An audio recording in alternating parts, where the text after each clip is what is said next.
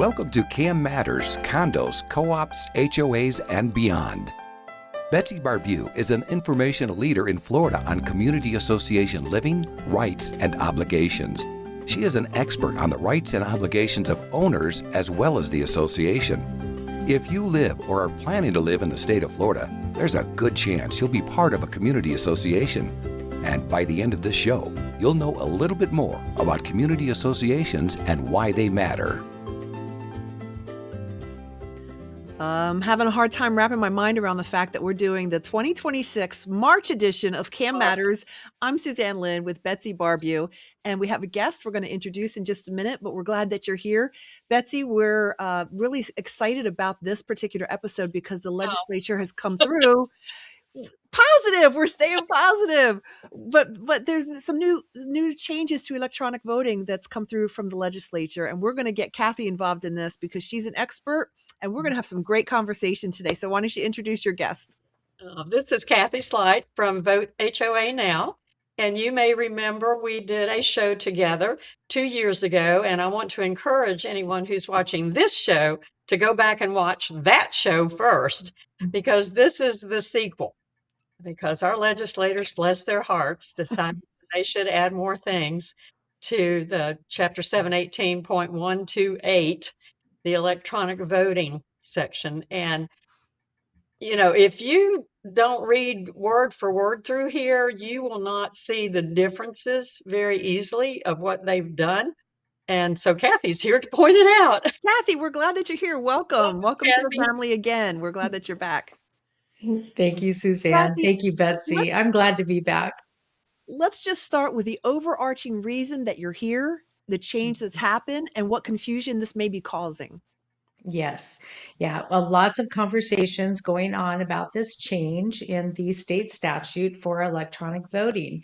And I think, you know, there was a lot of thought that went into this or not, that we added the ability to vote by email. Now, these are two separate things, electronic voting and voting by email. So I'm hoping today to talk about the differences between the two. Okay. Now, of course, No, go ahead. Oh, I was just going to start right into it. 718. Go right ahead. Go right ahead.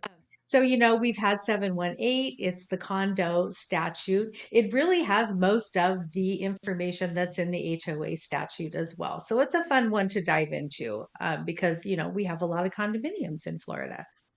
So what the statute says now, of course, is that they can add electronic voting to their process for their annual meeting, and they can also vote on membership votes, items, and whatnot. So the association has to provide a platform for them. Of course, that a method to authenticate the voter's identity. This is typically what we call, you know, a registration code or a unique link or something like that. For elections, the board, a method to transmit an electronic ballot to the online voting system that ensures the secrecy. So we can't forget that it does require a secret ballot, and that just means that no one, not even your voting representative, can see how any one person voted, and a method to confirm that they've received it. And, you know, we call that a bounce back email. So a bounce back email comes back, we know they were unable to receive that electronic ballot, and we may need to take another step. So those are just most of the things, and they're pretty similar between HOA and condo. So there's really nothing different there. Now, I'll take a break here and let me scroll to my next section here. So I think the biggest question is, Betsy, is they added this. Now you can vote by email. Well, everybody just goes crazy thinking about what that could be. It's not a third-party separation. It probably involves more of the board members, committee members, and managers are involved in setting all of this up. Yeah. Right. It asks you to set an email address for your community, and that's where everyone's going to send all of those ballots. You're still going to have to follow all of the steps in 718 in order to do this. So it's a lot more work for communities. Betsy, is that your main concern here, is the extra additional work and perhaps No, accountability? that's not, I don't, the extra work, no. What concerns me is cheating. Uh-huh. The accountability. Yeah. Yeah. The account, and there's a statement that has to be plain on the email from the I'll read it. association Yeah, I that can read says, it. Yeah. that has Waiving the the, secrecy of your ballot is your choice. So if you vote by email, you have to waive the secrecy of your ballot. And that means that everyone will see the choices that you've made. Oh my. That's going to be part of your rule or your resolution or whatever you have in place now. It's going to become a part of that process, waiving that secrecy on that ballot. I don't think owners are going to go for it. What do you think, Betsy? no, I don't think owners will like to have other people, anybody, see who they voted for, That's or a slippery hill to start down. it sounds like ballot harvesting to me. Mhm. They have the email voting. One of the things that's in the statute about board members is that board members cannot vote by email regarding board business, which is fine. That's fine. We've learned how to not vote by email, and that everything has to be transparent and be done at a board meeting. But it just seems contradictory to then all of a sudden to say something as important as your vote for your leadership. Oh, it can just be. It doesn't have to be. You can vote by email all you want to, and it just. We've gotten so used to, no, you can't do any voting by email at a board meeting. But now at a membership meeting, they're going to be able to vote by email Let me if just jump in the real quick. adopts this. Why do you think, what were they trying to accomplish? What made this a good idea, even with them knowing the hurdles that were going to have to be jumped? I have no idea. Do you, Kathy? Well, I think they were trying to offer a more affordable solution to these communities and in order to maybe give them an opportunity to try and test this kind of voting. But there's so much more to giving up your secrecy in this paragraph. You're also giving the right to someone, whoever, one person, 10 people, 20 people, to monitor this email address inbox and really everyone could see your ballot as it comes in. Every email is going to need to be structured. You're going to make sure they all have the same information. They all have the same opportunity. You're probably going to send out your voters packet by email. So it really doesn't include all of the steps that we have used for authentication with online voting already. Right. It doesn't include any of those steps. And there's no accountability to any person, Mm-mm. especially the And person that has the email box. right. And so you'll have to create a separate email, as I understand, and it has to be monitored, and you've got to be sure to check it right before the meeting starts to make sure that you have all of your votes in. Um, you would, I mean, it does save money as far as you won't have to mail out all the ballots and the envelopes. Okay, but is it worth, The risk of fraud. yeah, Yeah. of being able to, and there's the risk of fraud and the giving up your privacy. And you don't know who's monitoring that inbox. It could be more than one person. Yeah, those are things that you're going to have to decide if you're going to do it and put into your rule or your resolution that you have an election or an inspector or something. So you're still going to end up having another layer. But the biggest piece is really that once the owners submit their ballot, there's no receipt. They don't know that it was counted correctly. They don't know any of these things. And I feel like that's a big part of what we've tried to do with the electronic voting state statute is provide the owner with all of that additional information that they receive once they submit an electronic ballot. An email ballot does not provide those layers of secrecy and authentication. It seems to me that they made this decision. They went from A to Z. They didn't try B, C, D. Why are they doing it on such a high risk type of vote? Why couldn't we do it on whether you can have a flag in the yard or something a lot less? You're still stuck on the flag I'm stuck on the flag from because I season 1 from 8 years exactly. ago. But it just Yeah. seems like they could have tried this with something that wasn't such a high risk. Yeah. It is And what happened with coming to the meeting? That's okay too for small associations. right. So does your vote, I don't remember, does it count as toward the quorum in Yes. the email voting? Yes. I know And yeah. in the electronic voting, it counts as toward the quorum, but I would have to go back and read this again to make sure. So sending in but see, but Mhm. a condominium and cooperative, you don't need a quorum for the election. See, in a condo and co-op, the election is totally separate than the annual meeting. You only need a quorum for the annual meeting, but you don't need a quorum for the elections. All you need is 20% good ballots returned. But it's two separate processes happening at the same time. So the fact that either one, whether it's the electronic or the email voting, the fact that they count as a quorum for an election is irrelevant because there's no quorum required. Mhm. You can, at the annual meeting, you may not be able to call the annual meeting to order, but you can still count the ballots.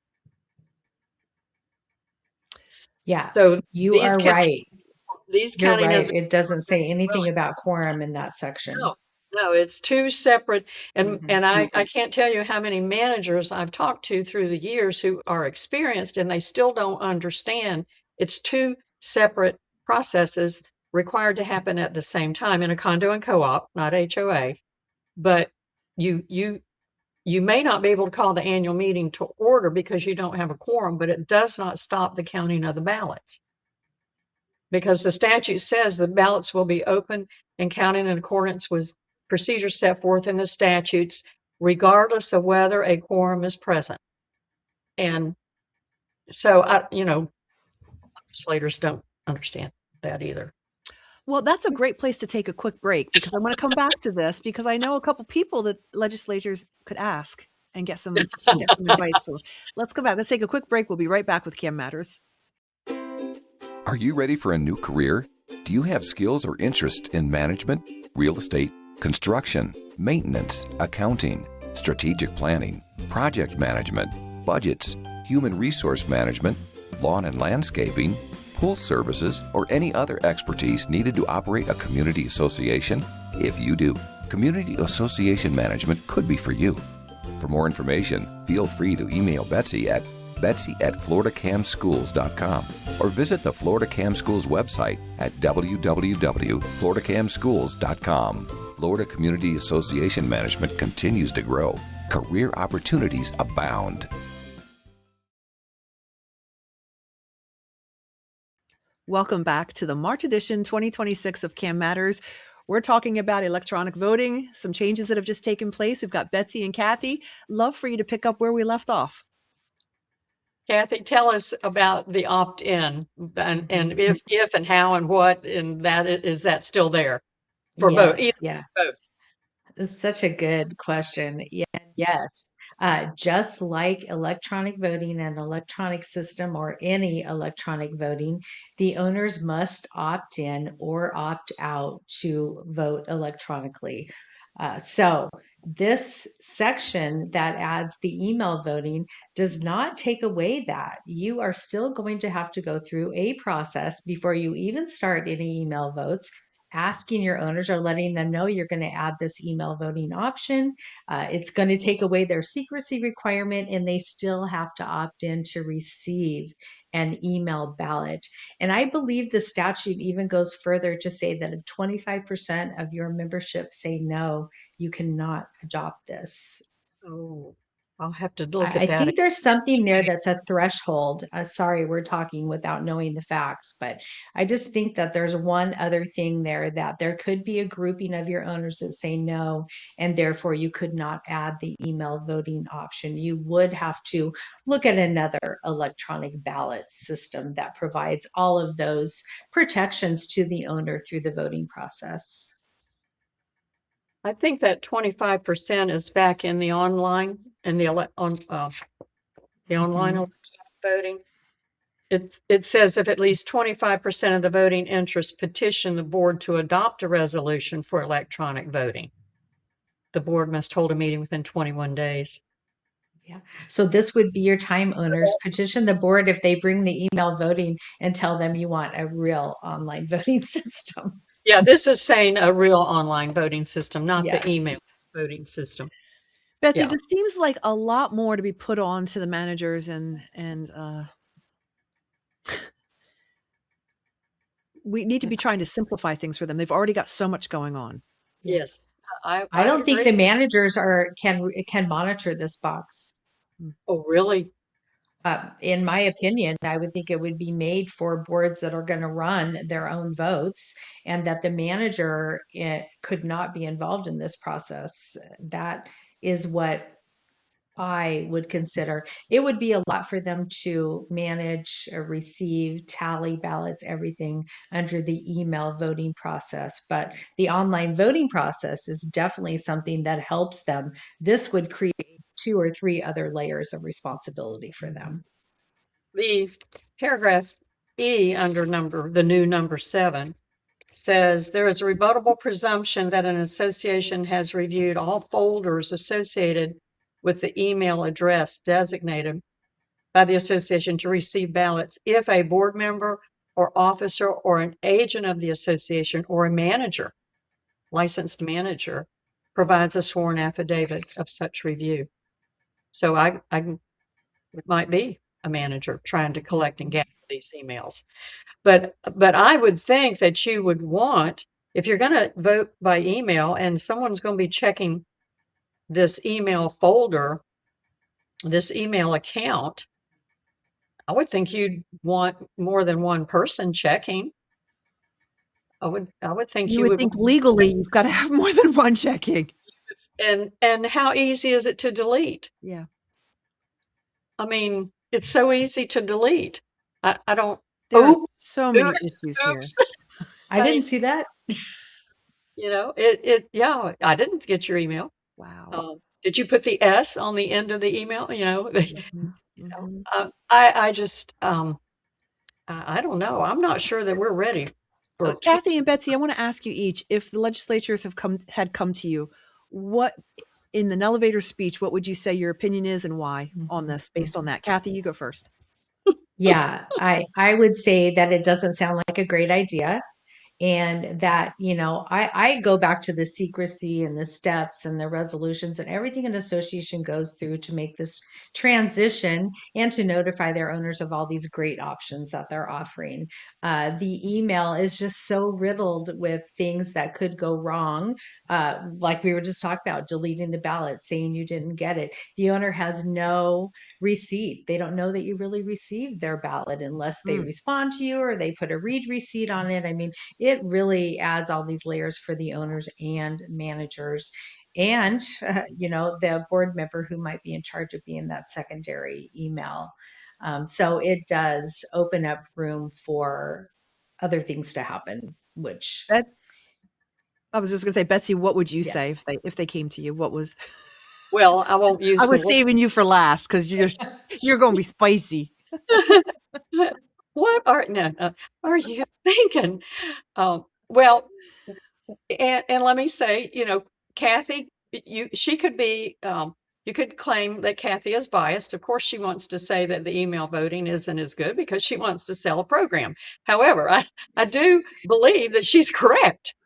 Um, there are layers of protection and secrecy in a system like hers, but on the email voting, I tell you what, I don't know what has happened to some of the people in Florida, but the boards that I am dealing, not my boards, but boards that I'm going to on site and doing training for them the last 3 months, they've got factions.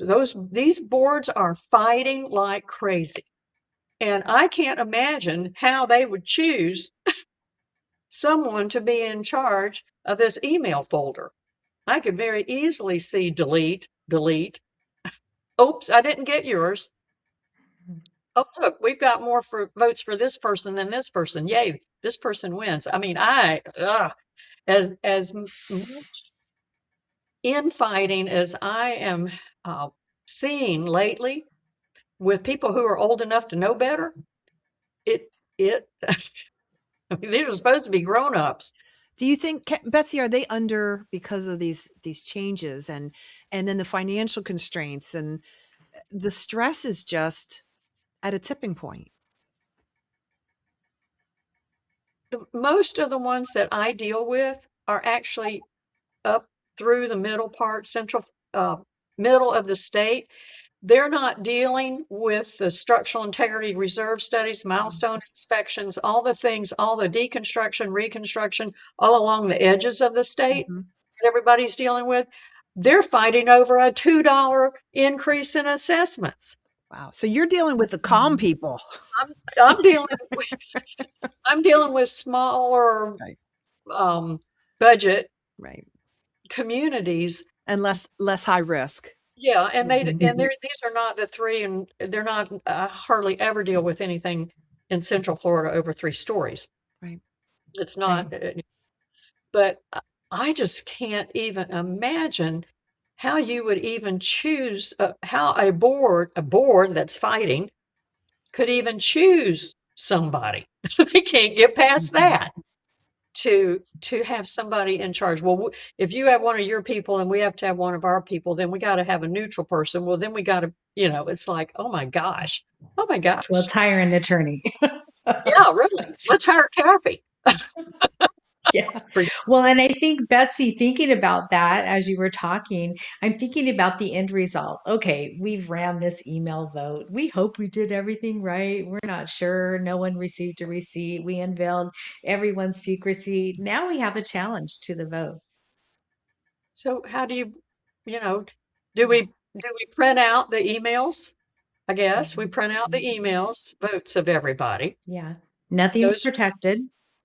No. And then, so you would then scan all of that back in to keep as your official records for a year.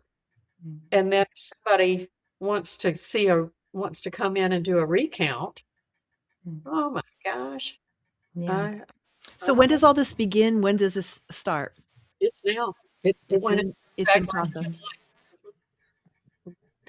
But I've had some questions on it, and I've told people I wouldn't do the email voting at this point. I think the statute needs a whole lot more work. If you want to do electronic voting, absolutely, and do the electronic voting. And I think, Kathy, as I recall, you have a full package where you do everything for the managers or the boards, but then you've got others where you can do part of it, and you have different package levels. I was listening again to our first interview. So, yeah, we only provide the full service setup and management, but we talk a lot about the other platforms, which are community or property management software with an electronic voting add-on to it, which most of them cannot provide for a secret vote. So there's lots of challenges there. Or a self-serving community that now is going to use this email voting. So those are higher risk of challenges, attorneys, legal battles, those types of things. So we always recommend that no matter what system you use, that you're using the full service setup, especially in Florida with all of the requirements that they have to meet. And even some of the email requirements they have to meet some of the state statutory requirements as well before they can even adopt those. So there really is more work for the association. So if they want to do the email voting, they will still need to do a resolution similar to the electronic voting. Yeah.